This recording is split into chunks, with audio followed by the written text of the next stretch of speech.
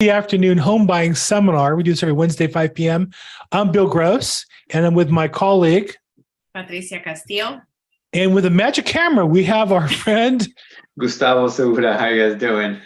And just to see if you're paying attention, from time to time, his camera will fade out, change colors, change to me or Patricia, just to see if you're paying attention. So watch that carefully.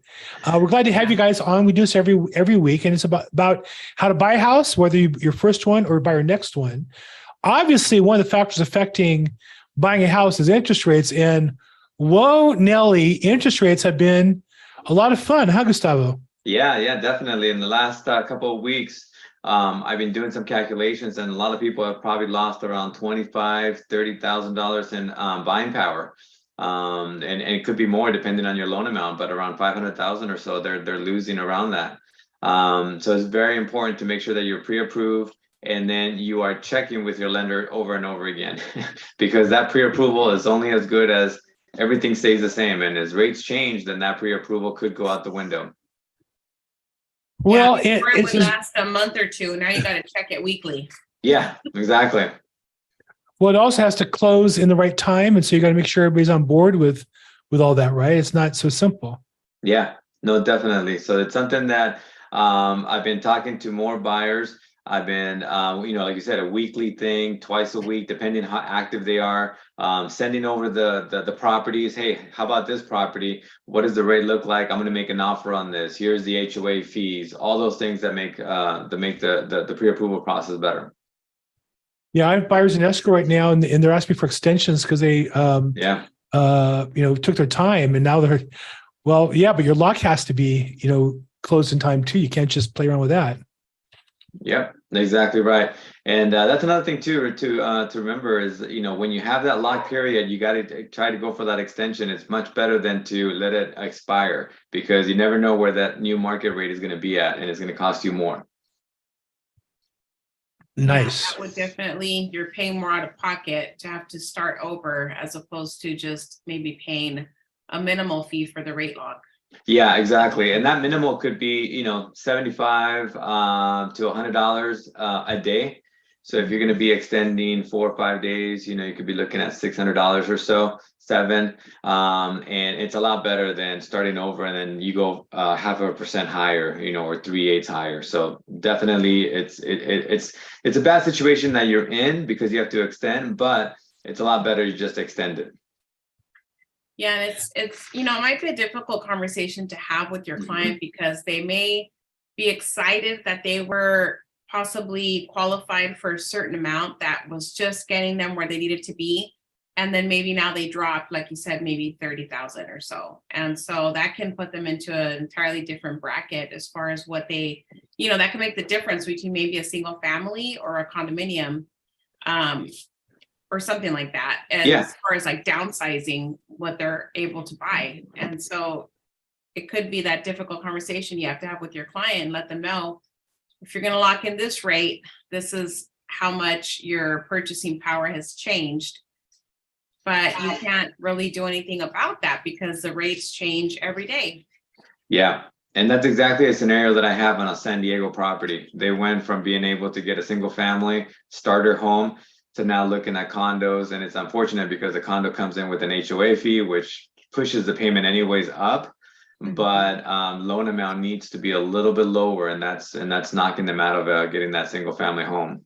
So it's kind of what we have to deal with, and it's a good point, like you said, Patricia. It's a tough conversation to have. But that's why a lot of times all this information up front in the pre-approval process makes it a lot easier.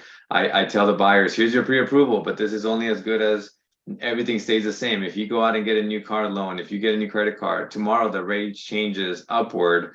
This is no longer going to be valid.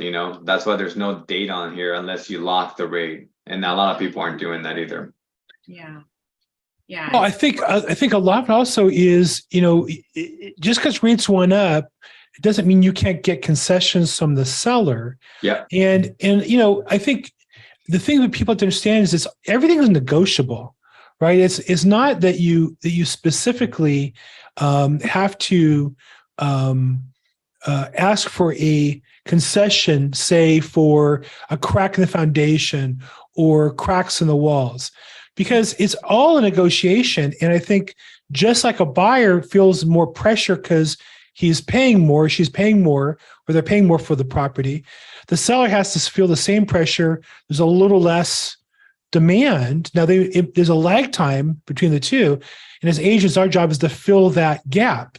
But I think that sometimes I have to explain to a buyer, look, it's going to cost you more for the loan. Let's be more aggressive on our inspection, process, and maybe we can get all or some of it back. And that seems to happen. That doesn't mean you want to waste money or time, but if it's $600 or $1,000, I've been negotiating, concessions. I just did one for $10,000 yesterday. I did one for $14,000 last week. So, an extra $700 or $1,000 can get added in there in the overall negotiation. So it's important to think about it's the overall market that's changing, not just the buyer's cost. Right. Yeah. And the sellers too have to understand that with increase in rates, there might be less buyers next week. Let's keep this one on the hook. And while it always feels good to stick it to the buyer and be difficult, and I'm all for that in some regards, playing tough. At the same time, you lose that buyer, you got to put it back in the market. And what are you going to do? That's it's you as a seller, you definitely don't want to extend your days on market and lose that luster that your property has once you've listed it, and then you get a buyer under contract. The last thing a seller wants to do is fall out of escrow and go back on the market, because at that point, now you're negotiating the price because buyers are going to try to start cutting you down from there. Right. And you fell out of escrow, and then they're going to wonder what's wrong with the property, and so again, I'm not saying therefore to accept anything a buyer brings to you. And I'm not saying to a buyer, you can pass on the entire cost. It's all negotiable. I'm just saying don't give up on it. And our job as agents is to find a way to narrow that gap so that we can get the job done for our clients. I don't have a crystal ball. That's not true. I have a crystal ball. It's actually right there. It just doesn't work. If I knew that the market was going to go down, then you could tell buyers wait, or you could tell sellers grab this buyer no matter what happens. And if I knew this was temporary and rates were going to go down again and the intensity would go back up, you could tell buyers, hey, you'll refinance again. You could predict the future, but we can't predict the future. But our job as sellers, as agents, is to narrow that gap for our customer, whether it be the buyer side, get a concession or two, do an extension instead of a new loan. And as a seller, get this buyer locked in and closed down, because the last thing you want to do is lose the deal if you have a motivated buyer. Yeah, no, exactly. And, I always tell people when they ask me about that, should I wait, should I not? I tell them it's like the stock market. Yes, you want to buy when it's low and then sell high, but when is that? How do you know that? It's like, there's experts going at this and they still get it wrong. So right. It's one of those things that you just got to buy at the right time for you, for your finances, and for your family. And then from there, you're going to ride some markets in a good way and maybe in a slower pace, but ultimately over the years, you're going to be in a better situation. Well put. Yeah, you can't. People I've been hearing, they're trying to time the market. What if I wait a month? What if I wait till, spring and summer? But that's when more of the competition starts coming in, right? You have more buyers that are looking to buy, and you have more sellers putting their homes on the market. So whichever side you're on, it just makes sense when it's the right time for you, according to your situation, your financials, and what you have going on. You may have to sell because you're moving out of state. You may have to, relocate because of your child's school or whatever the case may be, maybe a job promotion. It's taking you to a new territory. So you really have to make the move when it's right for you individually, and not necessarily try to time the market. Mm-hmm. Right. Play the cards that you're dealt, not somebody else's cards. Yeah. Yeah. Okay. Well, meantime, exciting times in the market, exciting times to watch rates. And so I think we have some good advice. What's happening as far as inventory, Patricia? I don't see a lot more houses on the market. I do see, reasonable demand, but we still have the inventory that would indicate that things are changing. What do you say? Yeah, it's very low. I was on the Terradatum website today, and we're at a pretty low point right now on a national level as far as inventory goes. So when we're looking at new listings that are coming on the market, we may see some new properties entering the MLS every week. But when you're looking at an overall average, even on a national level, we're still at low levels right now. And that's what's keeping prices where they're at. Not to mention, we still have high buyer demand. So we have plenty of buyers that are still looking to get into a home this year. Maybe they missed their opportunity, last year or the year before that. But what's keeping the prices where they're at is basically the demand and the inventory that's pretty low. And we're not even through the first quarter of the year, but we're under, 500,000 units on a national level, which is pretty low. Well, as far as inventory, I can tell you that I just put one in the MLS literally minutes ago. So we have one more. We have one more. I got another one coming, I think Monday next week. So yeah, I mean, look, there's still people who have to sell. There's still people who have to buy. And I think that's the thing about the market that we have to keep in mind. The market's not done, as the market's not dead. It may not be as what it was, but it is what it is. And if you want to buy a house, there's houses available, and you have agents who have this property all the time. And so, but yeah, definitely. Literally, I just put in the MLS and where to sign up literally while I'm doing, I shouldn't be doing it while we're doing this call, but literally I finished the MLS posting while on this call. What city? LA? LA 90042. Highland Park. Family? Well, it's probably a tear down and development project. It's a house that's uninhabitable, got a gate around it. So it's really almost a lot. It's a really neat area. I don't know how well you know, kind of near Occidental College. Oh, yeah. Really nice area. Yeah. Not as nice as Downey, but it's nice. Send me the information. I might have somebody for you. Good. Yeah, we'll do right now. My listing just went pending. Every week I'm getting calls from investors that are looking for their next project because inventory is so tight, even on the investor level.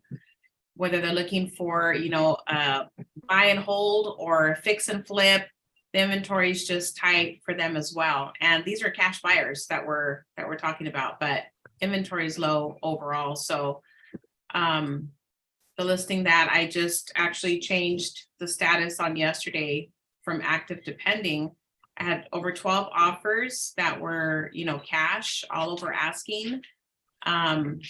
Crazy open house. It was like a circus. I must have had at least 30 to 40 people. And it was just very competitive. So from list date to getting into escrow, it was like 22 days. Wow. It's funny. You have listings. You feel like the prettiest girl in the ball. I was never a girl. I never went to a ball, but I'm just saying, I fon like every investor wants to get in my pants. It's just really weird. Right. You go to a meeting like, dude, okay, cool down. I mean, come on. I know you have other listings. I don't, I get them. I put in the MLS. They sell. I'm not really here to help. Pocket listings. I don't do that. I try to get them for my client the best price possible. Yeah, absolutely. Well, I think because of the market being where it's at, if you're looking to make a move anytime soon, and if you think that this is a good time for you, give us a call and we'll, looks like Gustavo's audio is out or it's rebooting. Give us a call and we'll walk you through that process and see what the financials look like for you. And as far as what you're able to qualify for, if you're looking to maybe sell your home to buy another one, whether you're upgrading or downsizing, give me a call as well. I'm happy to go over an analysis with you and look at the numbers. If it makes sense, it makes sense.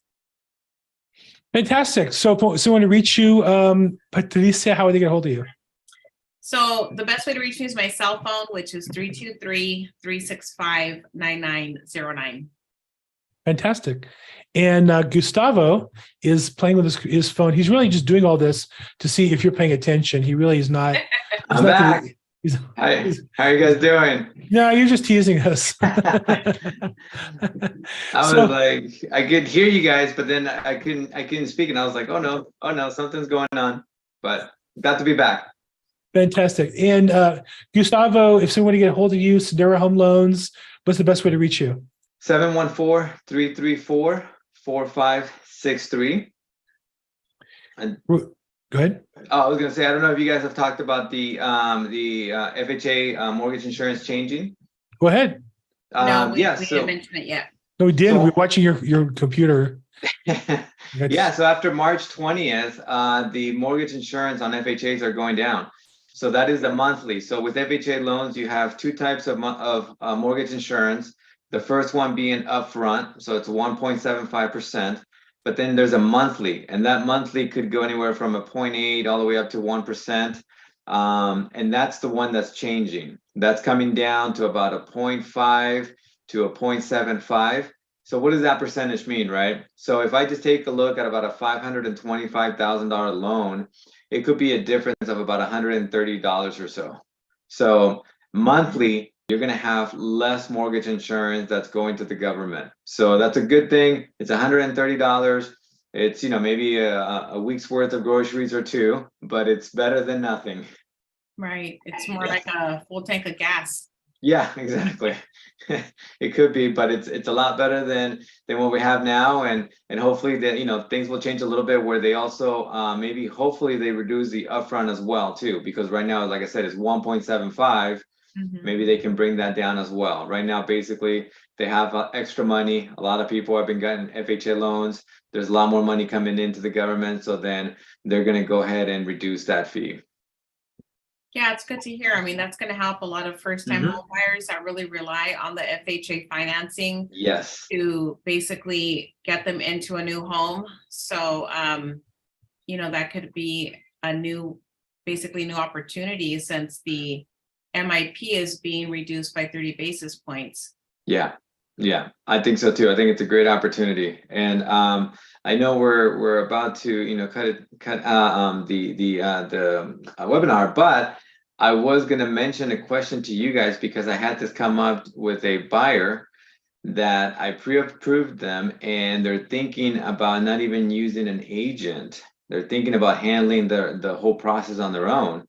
And I was like, you know what? As a first-time home buyer, you really need somebody there on your side to help you, to negotiate for you, to look out for you. So as first-time home buyers out here listening, I'd like to get you guys' feedback on that as well. Yeah, that's interesting because the cost for the agent is paid for by the seller. Exactly. So it's not like the buyer is going to be incurring any type of commission cost they're basically getting a free service for using a real estate agent, which is going to help them in the transaction and negotiate for them, save them money. When you're new at this and it's your first rodeo, who knows what you can get talked into. So as a listing agent, I love hearing that. You telling me, because my job as a listing agent, I have a contract with a seller to get them top dollar. And when the buyer's agents, and I don't want to sound arrogant, but I've been at this for 36 years. I've sold thousands of properties. I've coached thousands of agents. Generally, I deal with agents who've sold less than me, sell less than me, aren't as committed to their business, their customers as I am. So when I get a newer agent, I often have to lead them along. My job is to help them, but to help in a way that helps my customer. I don't want to be dishonest. I'm not. The truth is, I want to get their buyer locked into a deal so my seller gets paid. And when the agent's brand new is what they're doing, I mean, I'm an ethical person. I'm not going to be thinking illegal or unethical, but my job is to get them, and I see them make mistakes, or I'll help them make a mistake that's to my seller's benefit all the time. When they represent themselves, because I had a case where one of my agents, my team was sued wrongly in small claims court they sued the listing agent and not the buyer's agent. Why? Because the buyer's agent was their cousin who gave them back all the commission. They're suing because they lost, I think, about $10,000 on a couple of things that they didn't know. And their excuse was, well, yeah, it was in disclosures, but it was so much paper, we just signed everything. Right. Well, the agent's job is to know what's important to bring it to your attention so that you get it. Right. So if I had a buyer come to me saying they're saving money because they're an agent, I'm like the wolf in the hen's house. Sure, I'm glad to help you save money. Let's get this thing locked in. But I think as a buyer, this is a very complicated process. And even people who are very smart, attorneys, for example, they just don't deal with this stuff all the time, and they make fundamental errors. I see it all the time.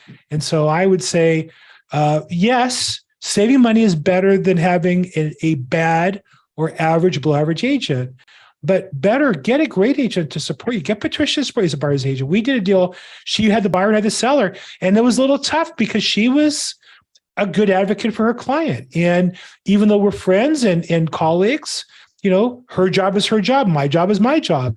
And her client was well served. You don't want somebody who doesn't know what they're doing going up against me. I mean, I wouldn't, but go ahead, try. Save some money. Right. Yeah, it's something where they're going to get, represented with their interest in mind and not the sellers. So there you go. That's something that I would mention to them. Yeah. Exactly. No, it's perfect because I mentioned all those points that you guys just mentioned about who's paying for it, who's advocating for who, the experience, right? The areas, the properties, all those things. And just to kind of say that you're going to save some money, you may be getting into a bigger trouble than you should be. So, but I thought it was an interesting question that came up. I really don't ever hear that. But this week I was thinking back about what I can share with you guys, and that question came up this week. So I just wanted to throw that out there to get your feedback, so that everybody listening can think about it and go from there. Nice. Right. Yeah. Nice. Well, I think that wraps it up for us. Let's do something else. You have Patricia's phone number again one more time, Patricia. 323-365-9909. And Gustavo, your phone number? 714-334-4563. Thank you guys again. I'm on social media at BillGrossEXP. Thank you for being here. We'll do it again next week. See you guys soon. Bye. Thank you. Bye-bye.